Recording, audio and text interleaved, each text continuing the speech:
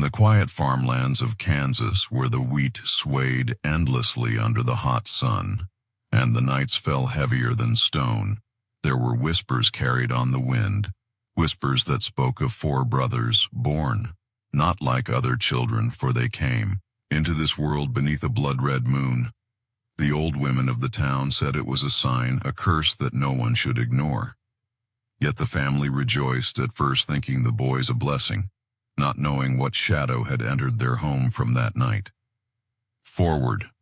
Strange tales began to spread, the kind of tales that made neighbors close their shutters after dusk and speak in hushed voices by their fireplaces. Their lives became the kind of story that never found its way into the pages of official records, because every doctor who tried to write about them grew silent. Every scientist who attempted to study their bodies turned away, pale-faced, refusing to ever speak of what they had seen. Even neighbors who had known the family for generations spoke only in low whispers, as though afraid the boys might hear them from miles away and come knocking on their doors. The story of the four brothers was not the kind that could be explained with reason or science. It was something deeper, older, something that slithered beneath the skin of the world, and even today, more than a century later, the unanswered questions linger in the air of Kansas. The abandoned fields, the forgotten farmhouse, and the people who still whisper when the moon turns. Read, who were the four brothers? What were they? And why did everyone who came close to the truth choose silence over explanation? In 1878, the night was heavy with an unsettling silence across the farmlands of Kansas. The sky itself seemed to watch as a storm gathered far away, its thunder rolling slow and low. The townspeople would later recall how the air had felt different that night, how even the animals seemed restless and uneasy, as though they could sense something unnatural coming in the old farmhouse on the edge of town. A midwife prepared for a delivery, one that no one knew would soon become the subject of whispers and fear for generations. The woman of the house was pale. Her breath labored as she lay upon the bed, her husband pacing the wooden floorboards outside the door, while the midwife worked inside the small oil lamp, cast shadows that flickered across the walls, long shadows that seemed to stretch in ways that did not belong to the small room. By midnight, the first child was born. Yet when he emerged into the world, there was no soft cry that usually announces life. Instead, a hollow, chilling exhale escaped his lips.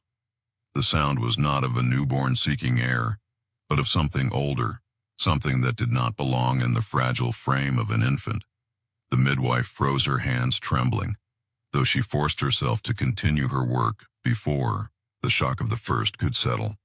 The second came, and again there was no cry, no warmth, only that same echoing exhale that rattled the rafters of the old farmhouse. The mother wept not in joy, but in fear, her eyes wide as she begged the midwife to explain what was happening. But no explanation came, only silence, broken by that unearthly sound, as if the very walls were breathing with the children. By dawn, all four brothers had been delivered. The midwife, though exhausted, kept her hands steady, yet her heart quaked inside her chest. She could not shake the sense that what she had helped bring into this world was not entirely human. No child she had ever delivered behaved this way. Their tiny eyes, though barely opened, seemed to hold a depth far beyond their age, and though their bodies were frail, their presence was heavy, filling the room with a weight that pressed upon the lungs. The husband entered finally, his face pale as he looked at the four wrapped forms, his steps faltering, asked why they made no cry, and the midwife could only shake her head, unable to give voice to the dread rising in her. The townspeople heard the story. Soon after, whispers spread faster than fire in dry grass. Some claimed they had heard the sound, themselves carried on the night air like a long hollow moan rolling through the fields. Others swore that the lanterns in their homes had flickered at the moment of the births, and that dogs had howled together as if warning of some unseen danger. Whatever the truth, none doubted that something had happened that night. something that had marked the four boys as different. As the days passed, the unease only deepened. The brothers did not cry as normal infants do. They breathed in strange patterns, sometimes all at once as though their lungs shared a single rhythm, sometimes not at all. Their silence was worse than any noise because it filled the house with an unnatural stillness. Neighbors who came to see the new arrivals left quickly muttering prayers under their breath, their faces pale as though they had looked into something they should never have seen. The midwife herself vanished from the town not long after. She gave no reason, no farewell. She simply packed her few belongings and left before sunrise. Those who remembered her said she had been a kind and steady woman, never one to run from hardship. Yet she had gone without hesitation, and those who were bold enough to ask why received only the same words over and over: I will not stay near them. I will not stay near them. The parents tried to raise the boys as normal children, but the townspeople refused to believe they were ordinary. Every time someone passed the farmhouse, they said the windows seemed darker than the rest, the air colder. Some children claimed to see shapes moving inside, even when the family was away, working the fields, and sometimes in the dead of night, laughter would drift across the fields, not the laughter of babies, not the innocent sound of play, but a hollow echo that set the hair on the back of the neck standing straight. From that very night, in 1878, the people of Kansas began to believe these boys were not like others. They carried with them something that defied explanation, something that science would never touch and that faith could not cleanse.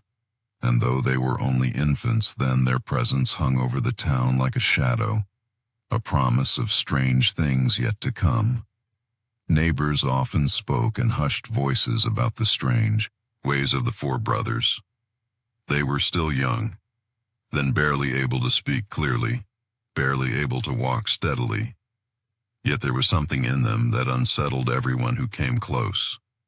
The children never played as other children did, never chased after the hens in the yard, never laughed at the simple toys their father carved. Instead, they sat together in silence, their eyes too wide, too still, until suddenly one of them would fix his gaze upon a corner of the room where nothing could be seen, and then the others would follow, and soon the sound of giggling would rise from their small throats. This giggling was not the light-hearted laughter of children. It was sharp, uneven, broken in rhythm, as though echoing a conversation already happening somewhere else. Those who heard it said the sound made their stomachs tighten. It was the kind of laughter that came not from joy but from a secret, a private knowledge too dark to share. Neighbors swore they had stood in the house and watched the four pairs of eyes move together toward a bare wall, staring as if someone stood there invisible to all but them, and then their tiny mouths would twitch into smiles and their shoulders shake with hidden delight as night fell. Their home became even stranger. Candles that had burned steady for hours would suddenly flicker violently, the flames dancing as if whipped by invisible hands. Shadows on the walls would grow long and then short, bending and twisting in shapes that did not match the figures in the room. More than once the mother was seen rushing to relight a candle, only for it to sputter out again, leaving the house in a suffocating darkness. The most unsettling were the nights when the walls themselves seemed to shake. Neighbors passing by swore they heard the timbers groan and creak as though heavy pressure pressed upon them. Some claimed they saw dust fall from the beams as though invisible fists struck the farmhouse. Again and again the father insisted it was only the wind, only the storm rolling over the plains. But those who had lived their whole lives in Kansas knew the difference between the howl of weather and the deep, steady tremor of something unseen. Pushing from the inside, rumors spread quickly through the town, whispers of curses, of demons, of old spirits called forth by the blood-red moon, under which the boys were born. The local preacher spoke against gossip, yet even he avoided the farmhouse. His sermons became vague warnings about resisting the temptations of the unseen. his voice quivering each time he reminded the congregation that not everything that walks among us is meant to be touched by the grace of God. Those who visited the family told stories of their own unease. One woman said she had gone to deliver food, and when she set the basket upon the table, she felt a chill at her back. She turned and saw all four brothers staring at her together, their eyes unblinking fixed on her face. Though not one of them spoke, she left the house quickly, her heart pounding, and when she glanced back, she saw them still watching from the window, their small hands pressed against the glass. The children seemed to grow without laughter in the daylight. Only at night did they smile, and when they did, it was always at something no one else could see.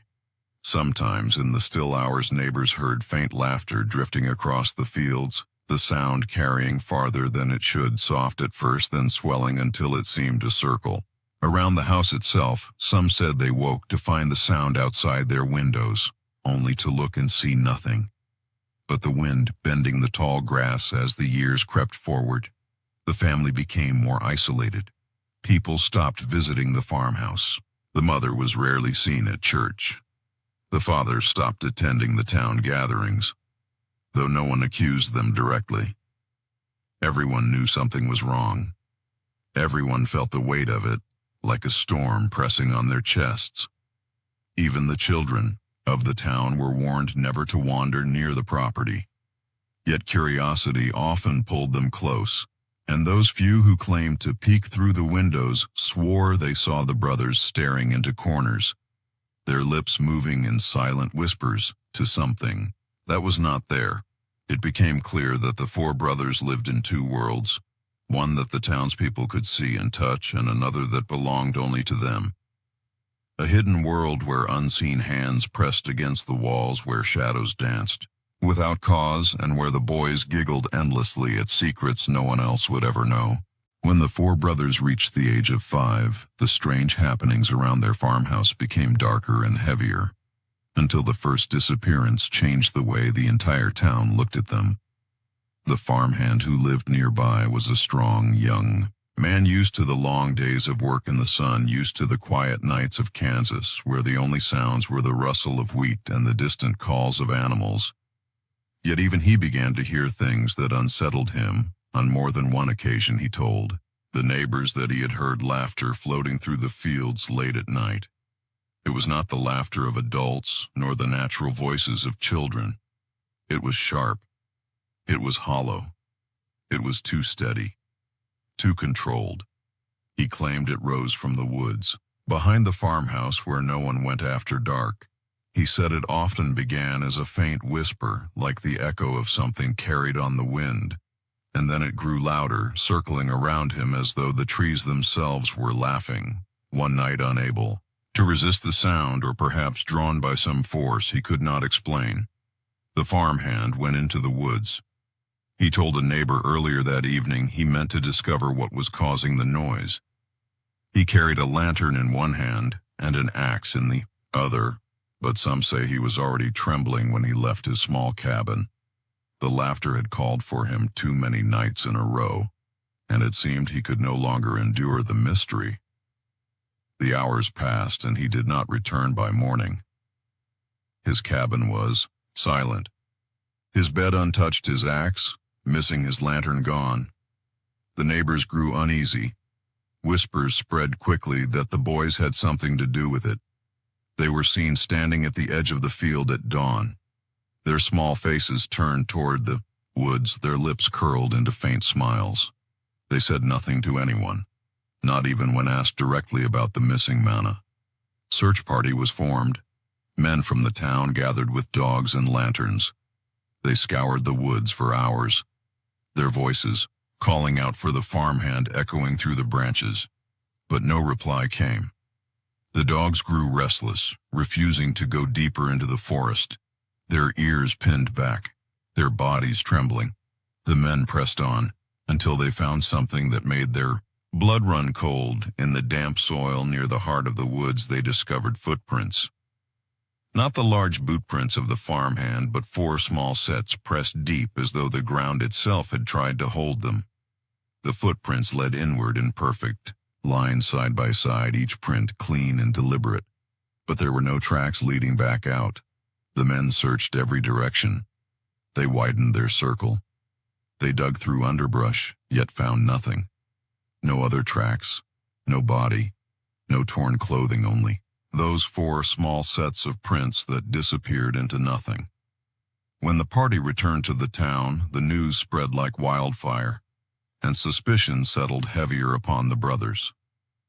Their silence became unbearable, for when asked where the farmhand had gone, they said nothing. They did not shake their heads, they did not shrug.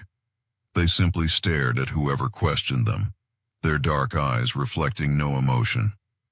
And when pressed harder, they giggled that same eerie giggle that had haunted the woods. At night, the silence of the boys was heavier than any denial could have been. It was as though they knew exactly what had happened, as though the truth was sitting on their tongues, but they chose to bury it beneath their smirks. The mother wept openly. The father grew defensive, telling the town his sons had done no wrong, yet even he seemed weaker, his voice shaking as though he could not bring himself to believe it. After that night, the woods near the farmhouse were abandoned. No one went there. Again, after dark, children were told to stay away from the property entirely, and travelers who passed through Kansas were warned never to linger on that road. Stories grew, each retelling adding new shadows to the legend. Some claimed the farmhand still wandered the woods, his voice calling out from deep among the trees, while others whispered he had been taken not by men, not by animals, but by the 4 boys themselves. The town carried on with its days, but the disappearance was never forgotten. Every time the brothers walked past, people lowered their eyes.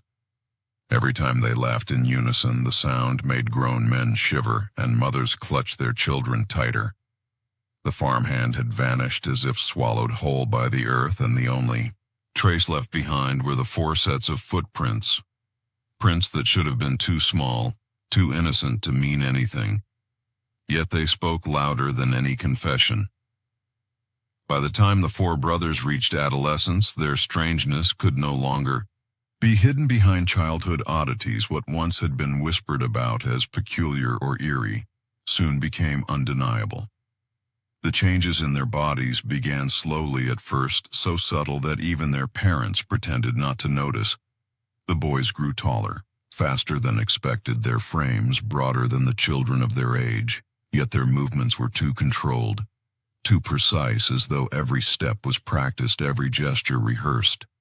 Their bones seemed different, not just in strength but in shape. When they fell, which rarely happened, they rose without pain. When they struck one another in play, their limbs carried an unnatural weight and force. A neighbor boy once claimed to have wrestled one of the brothers, only to feel as if he were pressing against stone. The boy never played with them again, his arm bruised in ways he could not explain. Their skin, too, was unlike that of other children.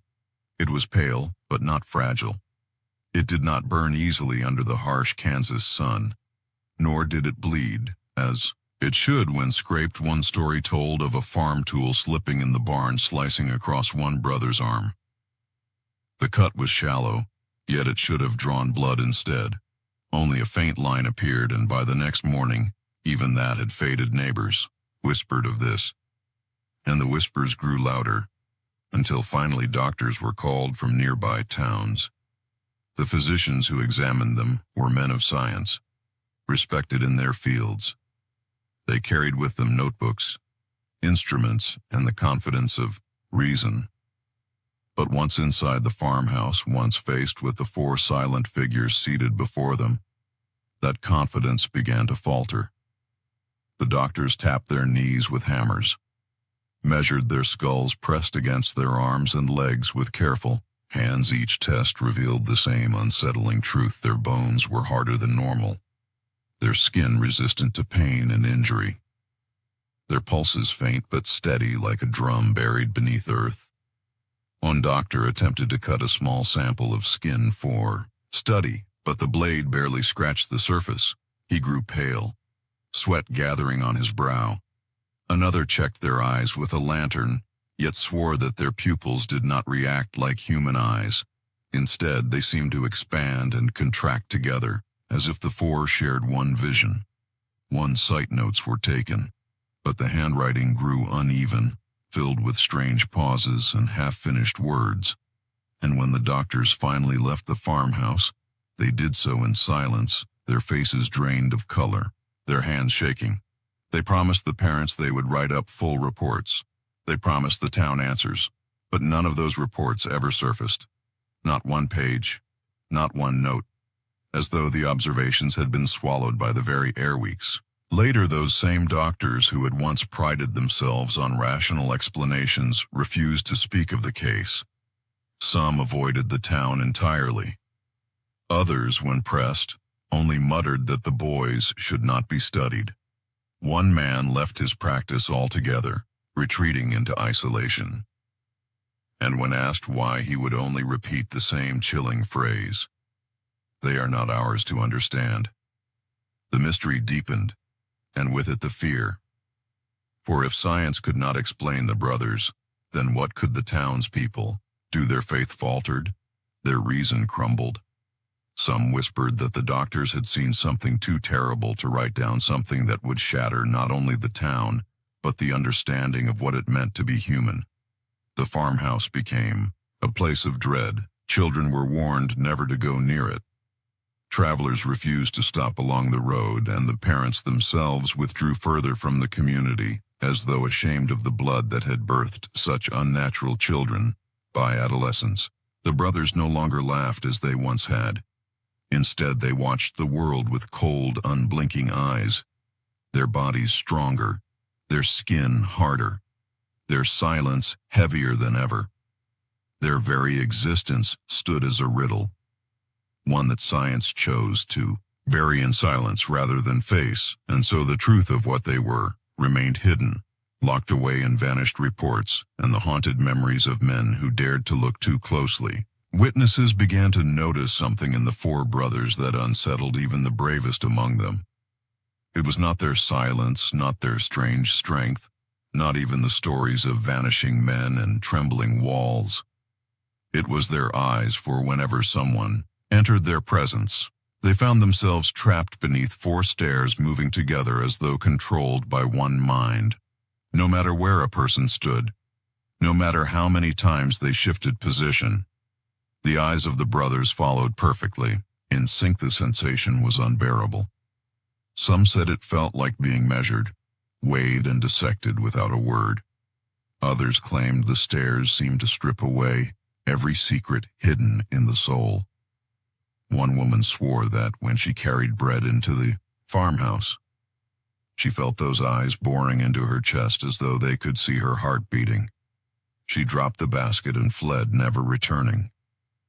The townspeople whispered that their eyes were not the eyes of children. They were too steady, too unblinking. There was no wandering curiosity, no flicker of innocence. Instead, there was a depth in them, ancient and heavy, like the gaze of someone who had lived centuries. A neighbor who once dared to look directly into their eyes said it was like staring into a well with no bottom, and the longer he looked, the more he feared he might fall. The strange thing was that the brothers blinked in perfect rhythm, never one before the other, always together, as though tied by invisible strings. Their movements, too precise to be coincidence. Even the smallest tilt of their heads was mirrored perfectly. Some thought it a trick of the mind until they tested it, shifting quickly from side to side, stepping behind them, circling around the room, and yet always, those 4 pairs of eyes turned smoothly to follow, never losing pace, never breaking that terrible unity at church. The brothers sat in the back pew, their parents struggling to bring them into the community. Yet the congregation could not focus on the sermons, for every head eventually turned to see the boys sitting motionless, their eyes locked on whoever dared glance their way.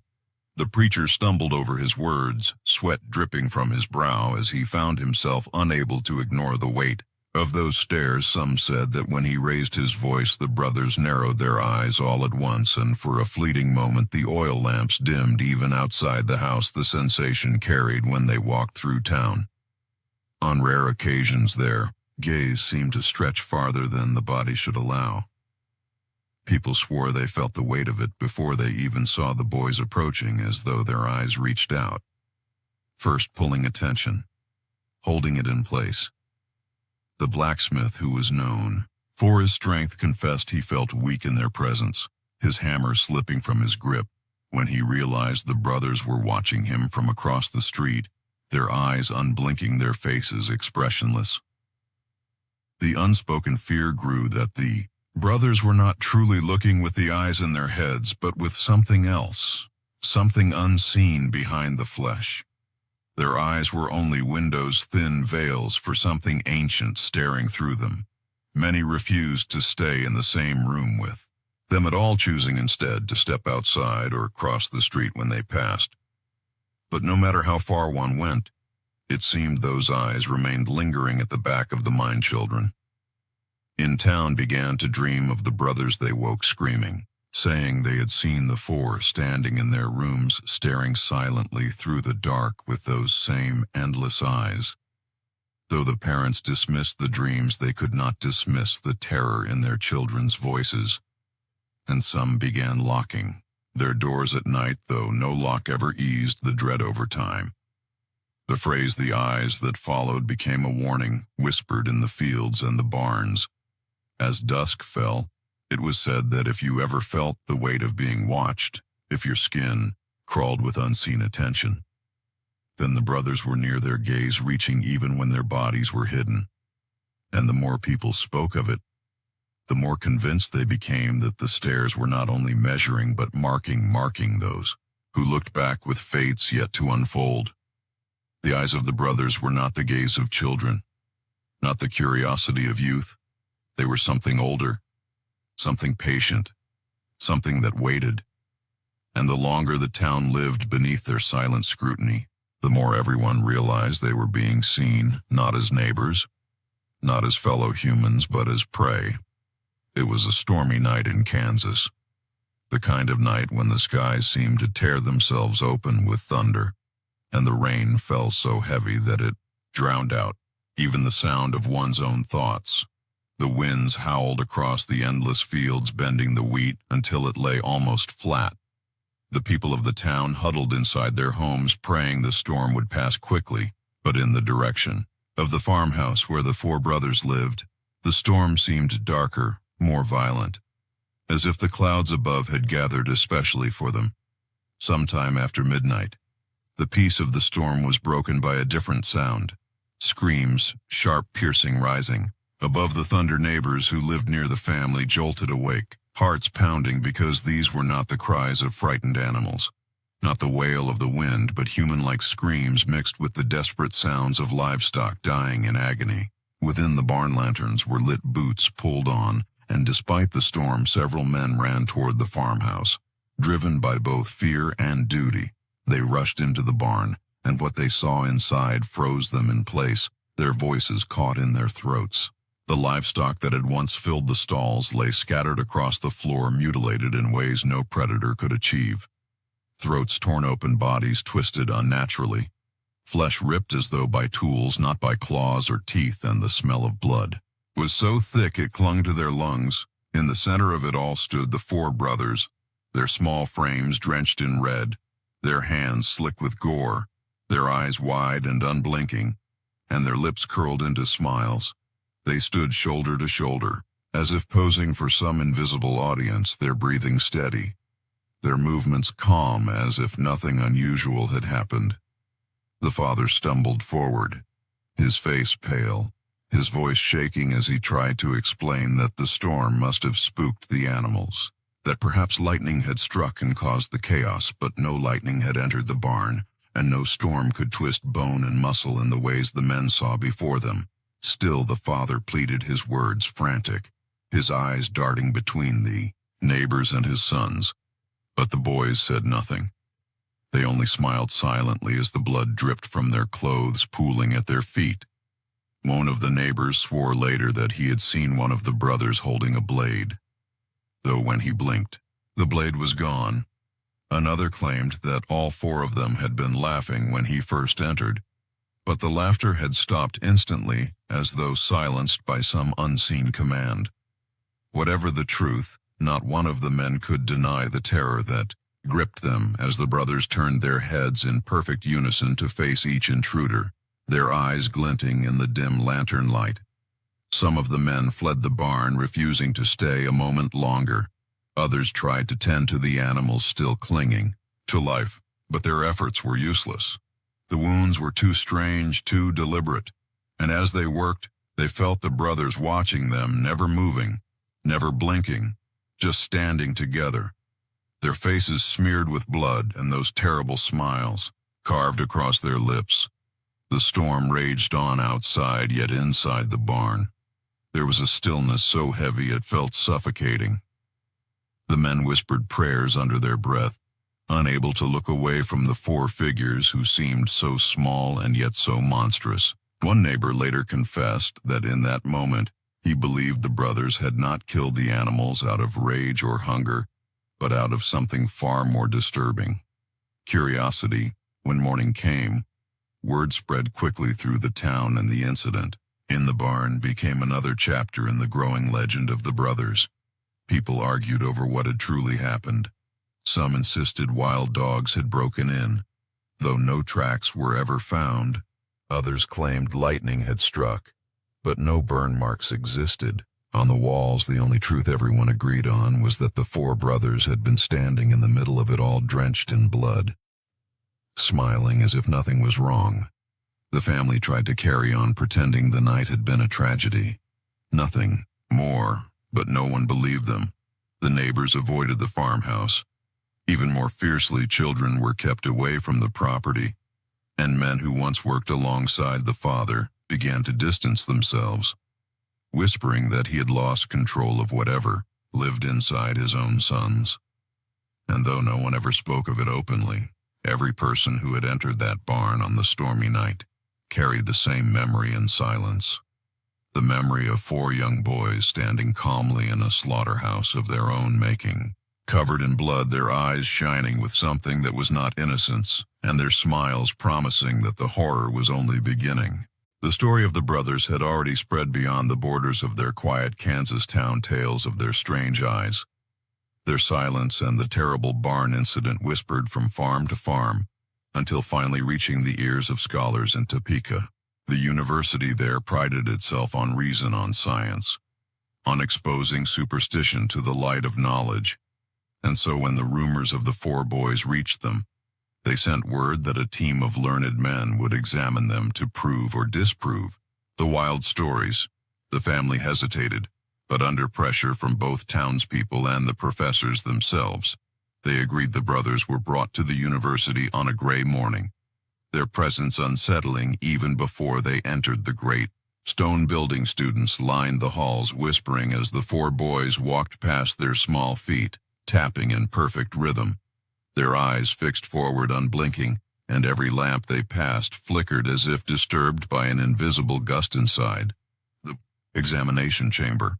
The professors gathered instruments, notebooks, and all the confidence that science could provide. They asked the boys to sit, and they obeyed, but they obeyed in a way that was wrong. All four lowering themselves at the exact same moment, their hands folding on their laps together, their stillness pressing against the nerves of every man in the room. The first tests were simple measurements of height and weight, examinations of teeth and bone. Yet even these filled the room. With unease, the boys were stronger, denser than expected, their bodies resisting the touch of instruments as if their very flesh rejected intrusion. One professor attempted to draw blood with a needle, yet the skin did not pierce. Instead, the needle bent slightly, and when he looked up, he found all four boys staring at him in perfect unison, their faces expressionless, their silence deafening. Notes were taken, but the handwriting shook, the lines of ink uneven across the page. One man tried to examine their eyes with a lantern, but the pupils did not react like normal children. Instead, all four widened and contracted together, as if a single unseen force controlled them. He dropped the lantern in his haste, and though another caught it. Before it shattered, the flame sputtered, nearly extinguished. Hours passed, and the air in the chamber grew heavier. The men began to sweat, though the room was cold one by one. The professors stepped back, their questions faltering their confidence. Unraveling, the youngest of them whispered that he felt as though he were not the one studying them, but that they were studying him. And though the others hushed him, none dared deny the truth. When the session finally ended, the boys rose together, without being told, and walked silently from the chamber, their heads turning slightly as they passed each professor, their eyes locking with each man for the briefest of moments. And in that instant, each felt something inside them shift, as though a door had been opened in the dark. The lead professor, a man respected across the state for his dedication to science, resigned. The very next morning, he did not give lectures, he did not publish papers, he did not even return to the university. He simply left, leaving behind only scattered notes, half-finished diagrams, and a final line scrawled across the last page. They should never be studied. The other professors refused to speak of the matter entirely when pressed. They shook their heads, their lips tight, their faces pale. Some of them stopped their work altogether, retreating from science, as if knowledge itself had betrayed them. Others stayed, but their hands trembled in every lecture, their voices cracking when the subject of human biology arose. And though the university attempted to bury the incident, the whispers spread. Students told and retold the story of the four brothers in the hallways. They said the professors had seen something that broke them, that the silence of the boys had revealed more than any scream could ever have told. And soon the tale of the failed research became part of the growing legend of the brothers. The nightmarish truth that even science had turned its back, unable or unwilling to face what the boys truly were. And so the town of Kansas was left with no answers, for if the brightest men in Topeka could not understand the brothers, if they could only return shaken, whispering warnings, then what hope did ordinary folk have? No reports were published, no explanations given. The knowledge was swallowed, leaving behind only fear and the chilling words of the lead professor echoing in the minds of all who heard them. They should never be studied. Soon after the visit to Topeka, when the professors returned broken and silent, the farmhouse became quieter than ever. The windows stayed shuttered even in daylight. The fields grew untended, weeds rising where wheat once swayed, and the family that had once been the subject of gossip and pity now became the subject of dread. Then came the day when the parents were simply gone. At first, the townspeople thought nothing of it, for the father had been known to travel for supplies, and the mother sometimes visited distant kin. But days passed, and then weeks, and no one saw either of them again. No carts on the road, no letters arriving, no sign that they still lived. Their absence became impossible to ignore. Neighbors whispered that the parents had been swallowed by the same darkness that seemed to grow stronger in their house. Some claimed they had been buried under the farm late at night when the wind was howling too loud for anyone to hear. Some said they saw a faint lantern light moving across the field, followed by the sound of shovels striking earth when the morning came. The field looked untouched, but the whispers only deepened the suspicion. Others believed the parents had fled in terror, abandoning their own blood, unable to endure the nightmare their sons had become. Some said they had seen the mother once, her face pale and drawn, her hands trembling as she walked toward the edge of town. The four brothers watching from a distance, their eyes fixed on her back. She never returned. The more the town speculated, the stranger it seemed, for no record existed of where they might have gone. There were no receipts of travel, no letters, no evidence that they had taken belongings. The cabin remained filled with their possessions, their clothes, their books, their dishes, as though they had vanished into thin air without packing a single thing. When a few brave men entered the farmhouse to search, they found it eerily still, dust collecting in corners. Though the brothers remained inside, they stood silently together, in the parlor, their eyes following the intruders, their expressions blank, and when the men asked where their parents had gone, the boys only smiled. The same smiles that had once greeted the neighbors in the bloody barn. No words, only that unsettling silence heavier than stone. Rumors spread that perhaps the boys had consumed their parents not with teeth and flesh, but in some way older stranger devouring them in spirit, leaving behind only empty clothes and dust. Others swore that on stormy nights they heard the voice of the mother crying, faintly carried on the wind across the fields, though no one dared approach to listen longer. In church, the preacher urged the townspeople to pray, saying it was not their place to judge what God alone could decide. But even his voice trembled when he spoke of the missing parents. He avoided the farmhouse road and never again mentioned the family by name. The disappearance was too heavy, too unnatural for prayer alone. By now the brothers were nearly grown, their faces sharper, their bodies taller, their silence louder, and without their parents, they were entirely untethered. Nothing stood between them and the town. Nothing remained of human restraint. It was as if the vanishing of the mother and father had finalized something, had unlocked a darker truth. The boys standing alone together, smiling in the farmhouse as if they had always belonged to no one. Years passed and still no record surfaced, no clue, no scrap of paper, no confession, only the endless whispers. Some said the ground of the farm was cursed, that the soil itself would never give up its dead, and that beneath it lay secrets too terrible to unearth.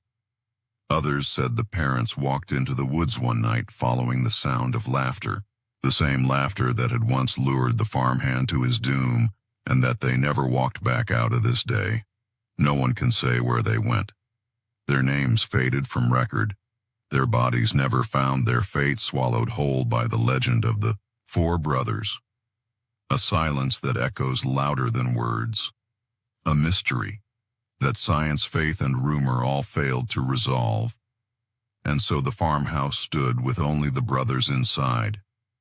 The parents gone as though they had never existed, leaving behind four figures who stared at the world with ancient eyes, stronger than bone, colder than flesh, and now unbound by family, unbound by anything human at all.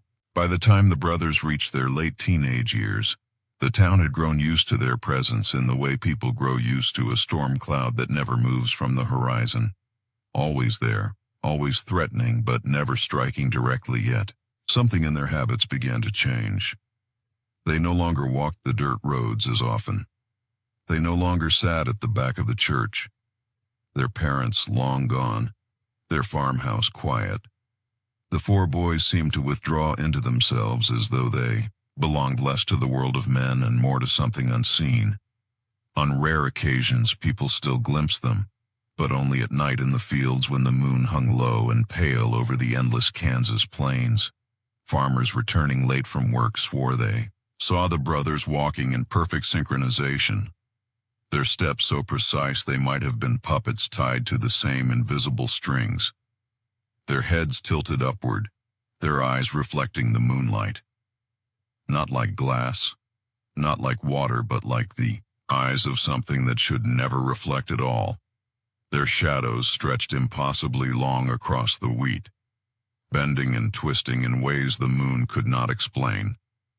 Four silhouettes merging and separating as if alive on their own. The sight chilled those who watched from afar, yet no one dared to get closer. It was enough to see them from the safety of a window or the cover of a fence. No man had the courage to walk into the field and ask what they were doing. No woman dared to call out their names for fear the four heads would turn in unison and lock those endless stares upon her. The brothers never carried tools, never spoke, never showed any purpose in their midnight wanderings. They simply moved through the fields as if drawn by something, beneath the earth or something above in the stars.